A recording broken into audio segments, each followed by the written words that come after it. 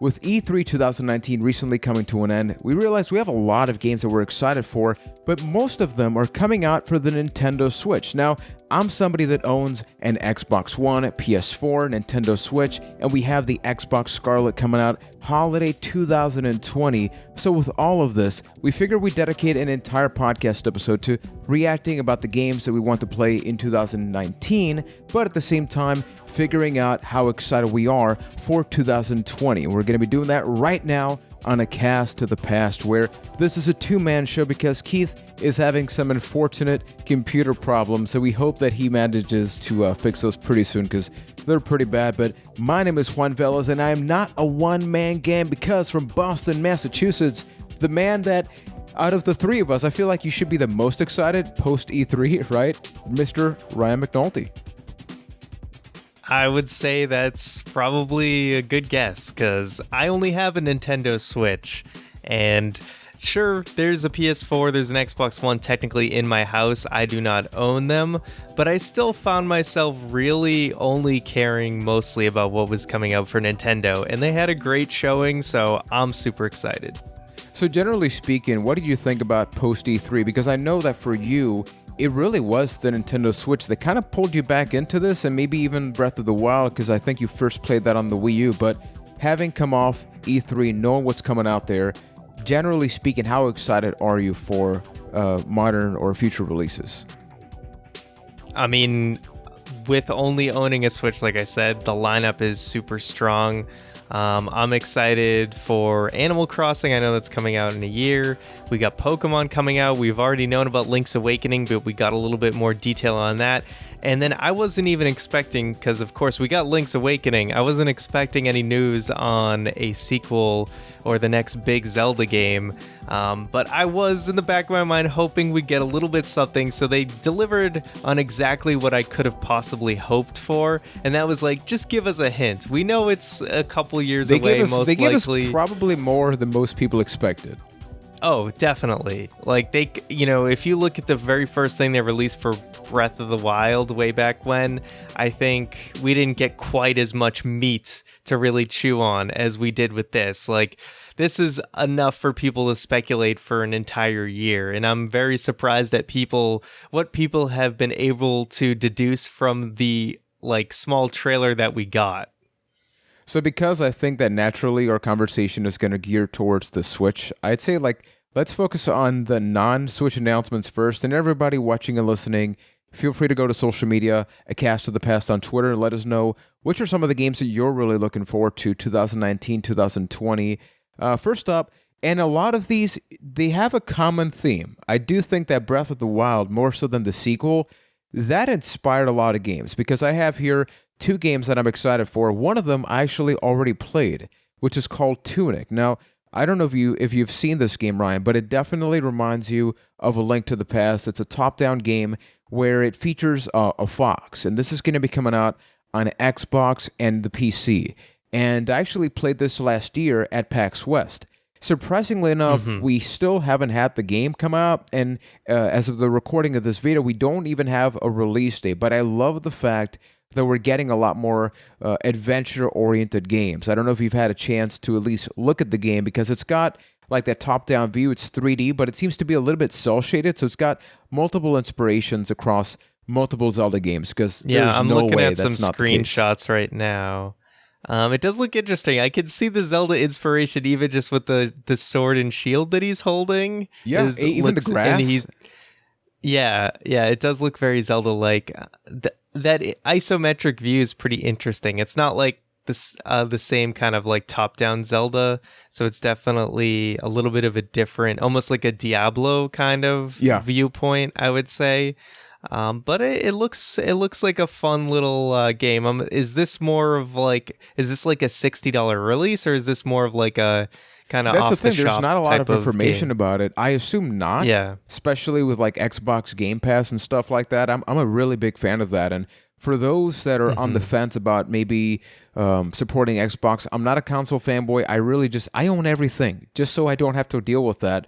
Most of the Microsoft developed games are just going to be available Game Pass day one. So hopefully that is the case with this one. Now, switching to a Breath of the Wild inspired game. This is something that I feel not enough people are talking about. It's called Gods and Monsters. So, generic name aside, I'm going to try to sell you on this as quickly as possible. So, Greek mythology, open world, Zelda-style game developed by the people that made Assassin's Creed Odyssey, and it's coming out February 2020. Ryan, based on that, do you think this is something you would like to play? Absolutely. Like looking at the screenshots, you can feel the Breath of the Wild inspiration. I think there's a lot of cool stuff you could really do with the whole Greek mythology aspect. So I would definitely check it out. It looks really cool.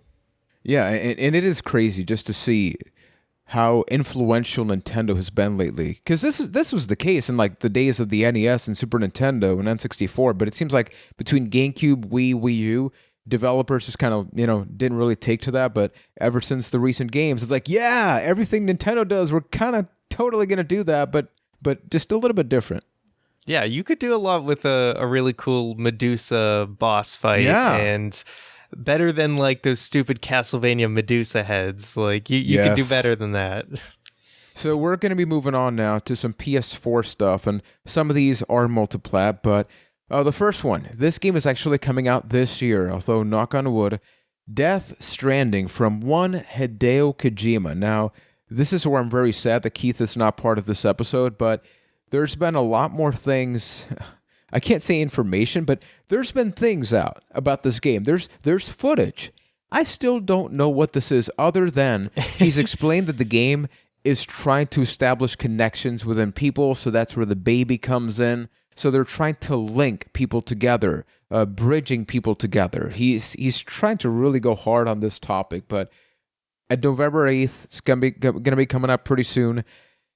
Is this something you're even moderately interested in?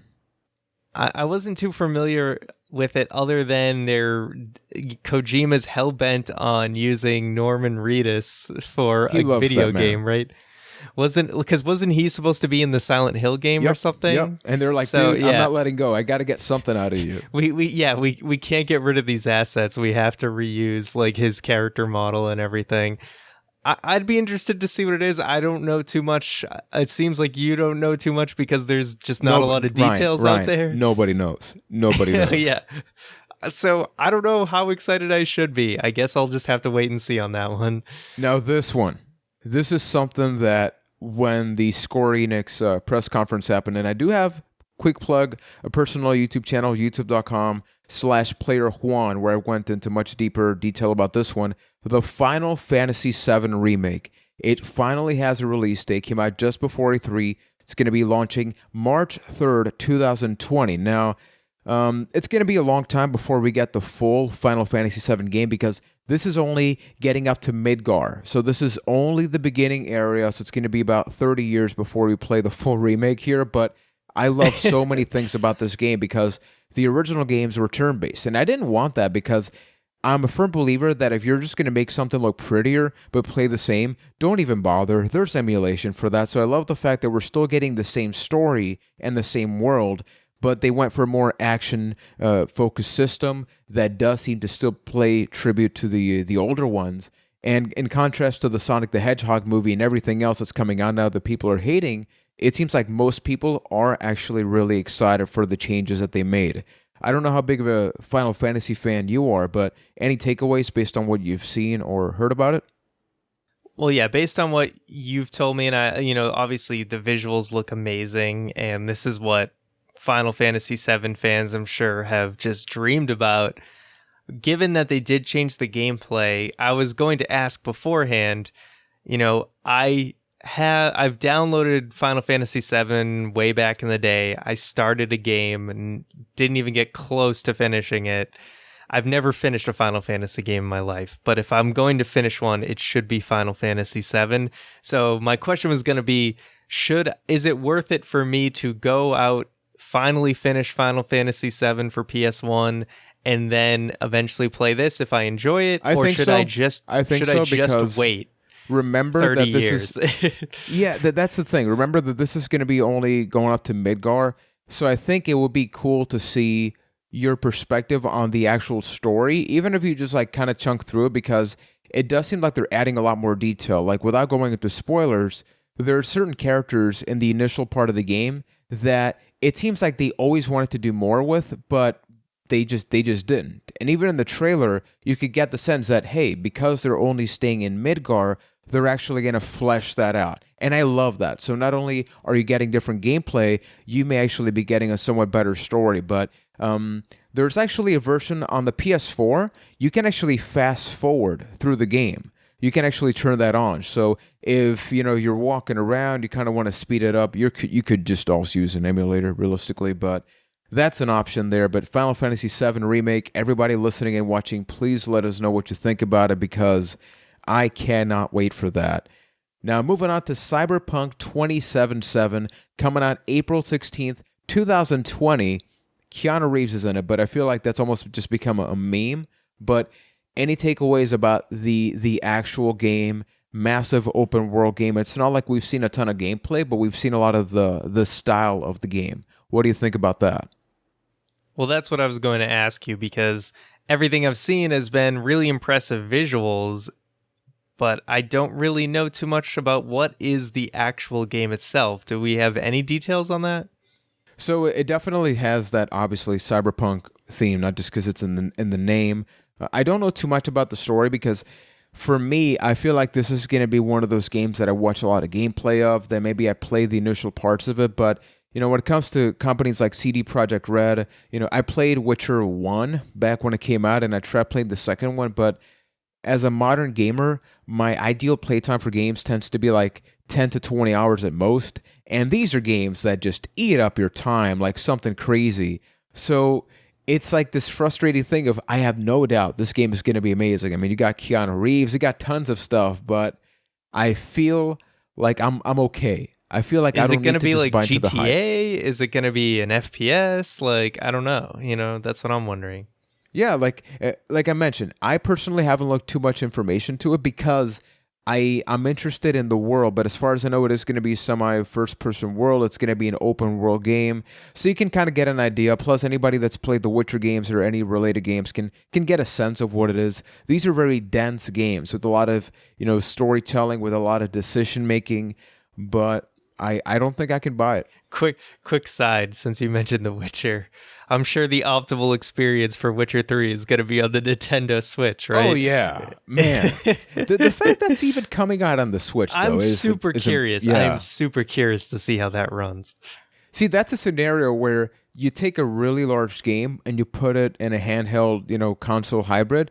That's actually doable. It's just a shame that we didn't get, we're talking about games in this episode, but it's a shame that we didn't get like a Switch Pro or something that could be just beefier enough for a better experience. But this next game, I didn't think I was going to be excited for this, and I'm keeping my expectations in check, because we're going to be talking about Dragon Ball Z Kakarot, coming out early 2020.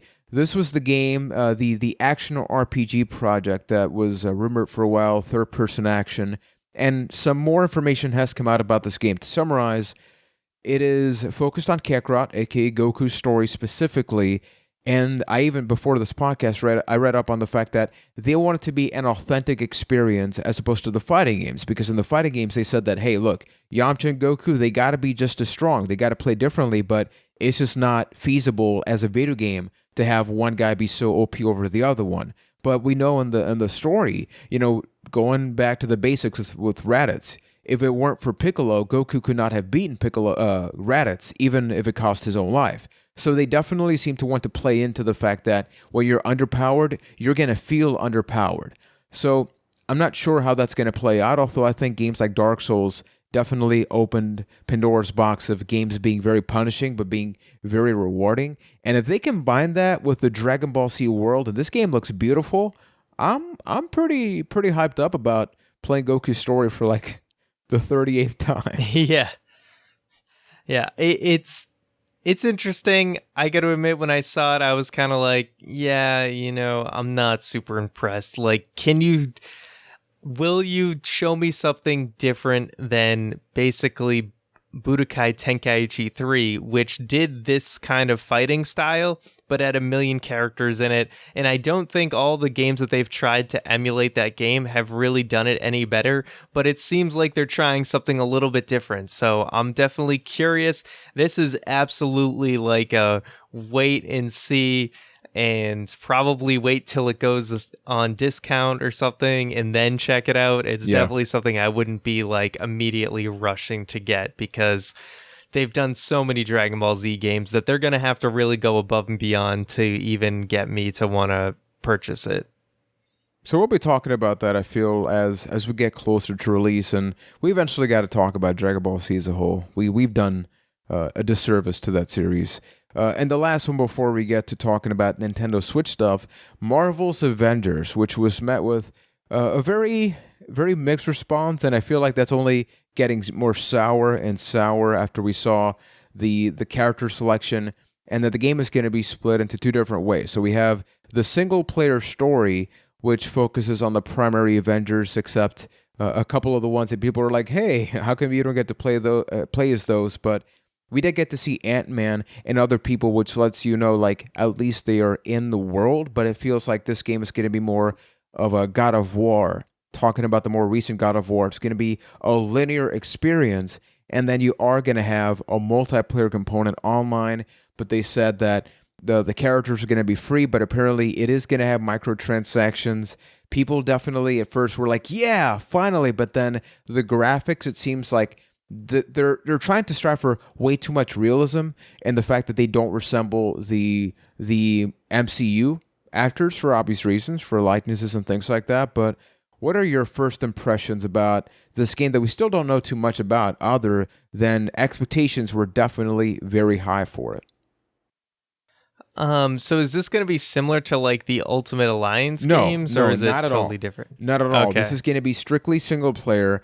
They even announced like you're only going to be playing as like Captain America, Iron Man, Hulk, etc. Like only 5 characters, and it is going to be how do you say it? It's like these specific points. So it's going to be a linear experience. It's not going to be hack and slashy like the Marvel Ultimate Alliance games. Yeah, I mean, I feel like to deliver the best experience, I guess, of really having like feeling the power of all these characters, that the single player experience is probably the best way to capture that. We're able to really build the levels around these superheroes to really maximize. Is it similar to like the Spider-Man game where you play through certain sections as like Mary Jane, and then other sections through Spider-Man? Is that what it's going to be like? It seems to be like that, except there's not really like a sense of open worldness, because you saw enough specific things in that trailer that lets you know like that's probably way too elaborate for an open world game. It's more like this is a stage and then this is the whole part. Yeah. It feels like, actually, weird example, but reminds me a lot of the Mortal Kombat games. Like, I know it's a fighting game, but with the story mode, you play through this chunk as this character, then you play this chunk as this other character, and it does seem like they're going to be going down that route. Did we ever get an open world Iron Man video game? There were ones, I never played them. I saw a couple of gameplay footage. I know there was one for the PS2. They recently announced a VR game, but it seems to be more focused on being in the air. But yeah, it's I like was the like, one man, character. that would have been cool, kind of in the same way that Spider-Man's cool to like fly around the city and stuff. I'm surprised we never really got that. Yeah, this is one. It's definitely not a big priority for me. But if people say it's amazing, obviously I'll have to check it out. So with that being said, let's get to talking about Nintendo stuff. So the first thing, Animal Crossing was delayed, and apparently it's related to this whole crunch time. The fact that developers are being just crushed to have games come out. So they extended the release date to March 2020. I've only played the DS Animal Crossing game. I don't know if you've played any of the previous ones. Have you? I was a huge fan of the GameCube one, and me and my cousin played the living hell out of that game. I own the DS one, but I played it for like an hour and didn't really get into it. but I absolutely adored the GameCube one, so I'm really, really excited for this. Because I just assumed, oh, we're going to get, kind of the same thing you'd expect from Animal Crossing, but I was okay with that because on the Switch, it really seems like an awesome game to have. But seeing that they've really almost combined stuff from, like Minecraft and, Keith isn't here, but I'm sure you get some Stardew Valley vibes as well. That this is really awesome. I love that you start out on this deserted island and you basically build the entire town, it looks like. And I really love that idea of that's a way to really take it to the next level. I think you can do stuff, even though this may not sound like a big deal, like place furniture outside. It really is. It sounds like an evolution of the series that needed to be taken to really kind of take it to the next level. One complaint that I saw online is that apparently it is tied to a Switch. So let's say you and I are in the same home, we share the same island. So it's not Ryan has his save in his island and Juan has his. We're actually both in the same one, and that's led to a lot of criticism about the game. Well, I actually kind of like that because that's how it worked on GameCube. Was that usually it was tied to a memory card. Yeah. So, that way you and your friends in the same household, I guess at least, could share a town together. But now it's like, hey, if you have a Switch, I can also visit your town. So I actually really like that because that gives you a chance to have two people who work on the same town together. But Absolutely. Then if someone else has a Switch, you can visit their town. I like that you can really do both. So everybody, let us know what you think about that, and quickly going over this because quick thing though, you could probably just get another SD card, right? It's tied specifically to the console itself, so you're not getting around that. All right, well, buy a Switch then. Sorry. Pokemon Sword and Shield coming out this year. November's packed. We have Death Stranding. We have Pokemon Sword and Shield coming out November 15th, which we still got to figure out which ones we're gonna get, but. We have a lot of information. We still have a lot of questions because they feature this hub world that you saw 4 different characters in, which many people were speculating. Do you get to like play the game with other friends? Do you only get to meet up at certain points? We have like a raiding system, so you can actually have raids taking place with these giant Dynamax Pokemon. And then the other thing that's leading to a lot of criticism is the fact that we know this was going to happen eventually, but long story short, not all Pokemon are going to be necessarily supported in this game. Think about the fact it's like over 800 Pokemon now, something like that. Yeah, it's insane. It'll probably be speculating. It'll be around close to 1,000 after insane. These generations. I can even make up 5 if I wanted. Yet somebody made 1,000 of them, but. Based on the information that we do have and the fact that we're going to be playing this in a couple of months, what do you think about Sword and Shield? And at the end, which one are you planning on getting? I want to get Sword because the Legendary is awesome and he looks like a Dark Souls boss with the sword in his mouth. But I feel like all my other friends are going to get Sword, so I'll be the nice guy and probably get Shield. Yeah, I'm that guy. And then, so it looks awesome. I'm super happy about this like wild area, which looks like it's, they knew they couldn't give us the Let's Go Pikachu and Eevee like Pokemon always out in the wild, but it looks like there is a section of the game where we get to have that wild area where Pokemon are roaming around. And then these raid battles, I think that's really fun. That I love that idea of taking a cool part of Pokemon Go and implementing that into Sword and Shield.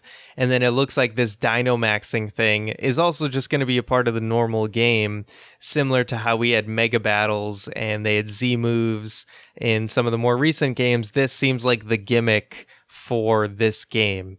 And I am definitely disappointed that I'm not going to be able to bring up every single Pokemon into the game that I have in my Pokemon bank. It seems like we were all kind of betrayed because they really sold us on Pokemon Bank and saying like, oh, the Pokemon you have will be your Pokemon forever. And then they came out with like a new... Yeah, then they came out with this new app that's going to be called like Pokemon Home. And that's going to be the new bank, essentially. But the thing is, people are acting like any of these Pokemon that aren't going to be in this Galar region Pokedex are like dead forever.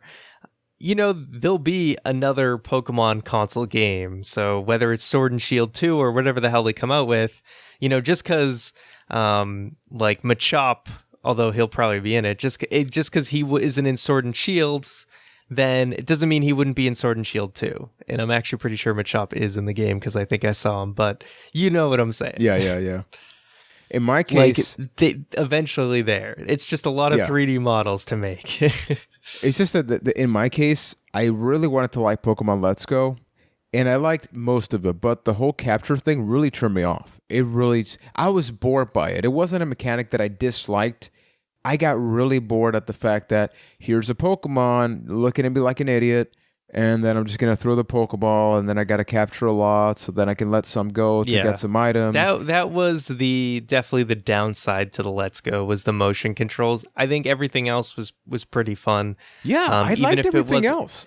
Yeah, it was a little simplistic on the combat side. Like, I did miss, like, abilities and other things like that, but it was still a really enjoyable experience. But I think that this is going to bring me back, one thing I want to know, though, real quick, is... what do you think of the Corgi? Did you see the Corgi Pokemon? Yeah, amazing. My wife, she hasn't really played Pokemon games, but she saw the Corgi and she's like, I gotta play. It's like, damn it, you're getting even not Pokemon people, but you're getting the puppy people. Oh yeah, puppy power. Instant win there for Corgi Pokemon. Yeah.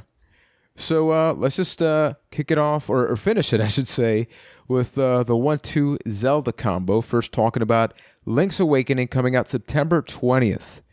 I need more money right now.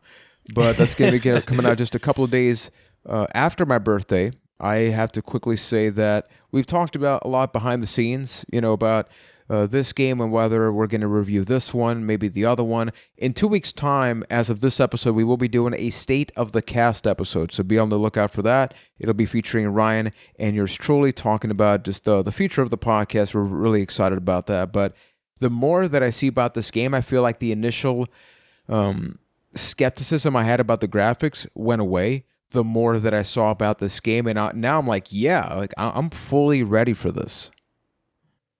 Yeah, I love this art style where it looks it's almost like an art project. They said at E3 they had set up like these like dioramas or whatever, which are like it's like a little staging thing you do for like a school project when you're kind of showing like a little set I saw that. Yeah. And that's what it is. It almost looks like a little art project put together but put to life. So the art style is amazing. I think it totally fits with the kind of dreamlike area of this game, and it's kind of like it's a little off the beaten path compared to most Zeldas. And there was some great things that I saw in an interview that confirmed that I think is going to make this game a much smoother experience. You guys, if you've seen our Zelda tier list that we did just recently, go check it out if you haven't seen it. I talked about some quality of life problems that the Game Boy Color games had that they confirmed were essentially going to be not a problem in this game, because initially you'd have to switch out your sword if you wanted to use 2 items. So I think the sword is getting a dedicated button. You're going to have your 2 as usual item buttons. And then also another big thing was there was an item, the power bracelet you got, which was to pick up pots and stuff like that, which you use a lot. And that's going to get its own dedicated button as well. So that is 2 things that they're just absolute game changers. That's going to make it a lot less annoying to switch between items. And that alone will make the experience much better. This has been a crazy year. We got Cadence of Hyrule, which I'm just going to say, I love the game. I am so bad at it. It's not even funny. Same. It's unlike any other Zelda game in a lot of ways. So I'm still getting used to it. I haven't even beaten one champion or whatever yet. I'm still figuring it out. And I love music rhythm games, so it makes it super frustrating for me because you're like, dude, this is your thing. This should be my Zelda game. Yet all I do is die and die and die. But let's talk about this thing. What was your reaction when you saw the familiar graphics of Breath of the Wild, and then at the end, in just plain text, the sequel to Breath of the Wild is now in development. What take us through that, Mr. McNulty? Well, when I was first seeing it took a moment to kick in because I was like, is this what I think it is? I'm not really sure. Because I was really watching, just hoping for the Banjo-Kazooie Smash Bros. Announcement, and I was super happy we got that. And then I see this, and then as soon as I see I think you see the back of their heads first, really, like Link and Zelda, yeah. I'm just like, oh my God, I'm watching, like, I can't believe what I'm watching right now. It looks very, very interesting. Definitely dark. And from what we hear, this could be even darker than a game like Majora's Mask and even Twilight Princess. It looks interesting. It obviously, from what we can tell, it looks like we're getting the Breath of the Wild map probably redone in some way. I'm guessing some event is going to take place that's going to change the map, or we're going to have some more like underground stuff going on. But there was so much to that world that I think it's totally okay to rehash it and do something interesting with it. Maybe utilize some areas there's that whole jungle area that they didn't do a ton with in the game. They could add a whole lot more there. There's so much they can do. And hopefully the same way they did Majora's Mask in a pretty quick amount of time because they reused a lot of assets, maybe we won't have to wait too long for this game. I'm not expecting like 2020, but maybe 2021.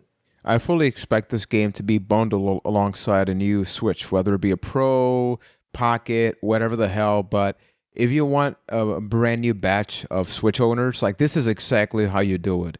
And I do love the fact that they released this small trailer, but I've seen so many Reddit threads just sort of picking things, taking screenshots and saying, this is what you're getting from this and that. The fact that the developers have been open about, the theme, as you mentioned, it's going to be a much darker game. They're saying that it's not going to be in the same world as Majora's Mask because a lot of people did make associations with that. But the fact that we saw the lighthearted world in the first one from a visual perspective, and now they're going to be flipping that and giving us a brand new experience, as you mentioned. There's been some criticism or I guess skepticism about the fact that they're going to use the same map, but yeah, who knows? Like, they could have totally been planning this game. It's a big ass map, and there's a lot you can do. Yeah.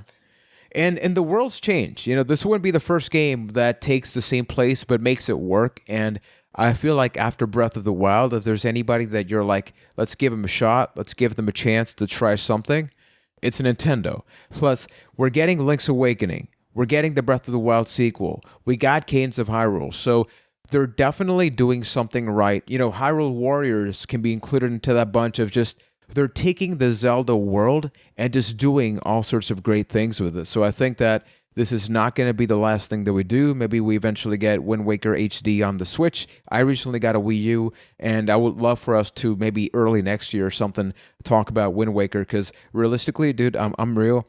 I'm just not playing it right now, even though I own it, because I know we're going to review it in the future. So now I'm like, damn it. But if I play it now, then I'm going to have to play it again later because I have terrible memory. So damn it, Ryan. I think we'll be averaging at least one Zelda game a year is what I'm thinking. So it better be next year, because otherwise I'm going to lose my damn mind. I'm going to start playing the game now, just very, very slowly. But everybody, please let us know what you think about the Breath of the Wild sequel. And obviously, we're a podcast focused on celebrating the past. But look at this. Look, in this episode, we talked about a Breath of the Wild sequel, but we talked about Link's Awakening. So that's a Game Boy game being remastered. Talking about Pokemon, taking us back to the days of Game Boy, but now we have a brand new game. Animal Crossing, game from the GameCube. Dragon Ball Z, we grew up playing Dragon Ball Z, the Final Fantasy VII Remake, so it does seem like even when we cover new things, you can just see the influence of the 90s, of the early 2000s in current games. Kicking in. Absolutely, and personally, I don't have a damn problem with that. So neither do I. If everybody enjoyed this episode, consider leaving a 5-star review on either Stitcher or Apple Podcasts. Subscribe to the YouTube channel. As I mentioned, in 2 weeks' time, we will be unleashing to the world the State of the Cast, where we'll be sitting down again, literally in these exact same chairs, talking about the podcast, reflecting on the past, and contemplating the future. So up until next time, thank you for watching, listening. Join the Discord over at acastofthepast.com/Discord. And this has been Damn it, this is what happens. Keith, I'm just gonna say this, Ryan. This is how we're gonna end it. I really hope that Keith did not lose his farm in Stardew Valley as a result of losing his hard drive, because otherwise he's gonna lose his damn mind. I think he had this. I think he had the Switch version, so he might be safe. Oh, okay, good. Because otherwise, Keith, love you, buddy. Take care, everybody.